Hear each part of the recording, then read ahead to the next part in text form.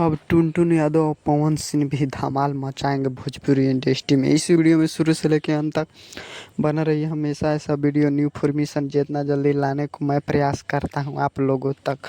Power star Pawan Singh के तो भी गाना अभी में तहलका मचा रहा है, जिस गाना के नाम है दिलवा ले जा रुमाल में।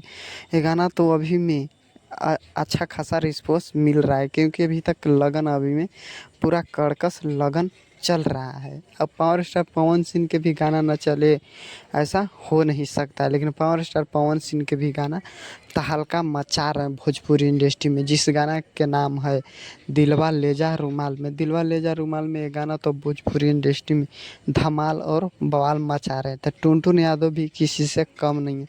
टुनटुन यादव की ये गाना भी तहलका भोजपुरी इंडस्ट्री में मचा रहा है, जिस गाना के नाम है तो रुपवा के किंग हैं हम पैसा के किंग। ये गाना धमाल और बवाल भोजपुरी इंडस्ट्री में अच्छा खासा रिस्पॉन्स पकड़ रहे हैं। वैसे ही अगर टुनटुन यादव रफ्तार पकड़ते रहें, गाते रहें अच्छा अच्छा, तो भोजपुरी में तहलका मचा सकते हैं टुनटुन यादव। हम ऐसा ऐसा वीडियो न्यू इन्फॉर्मेशन आप लोगों तक जितना जल्दी पहुंचाने का मैं प्रयास करता हूं। पूरा वीडियो देखने के लिए धन्यवाद।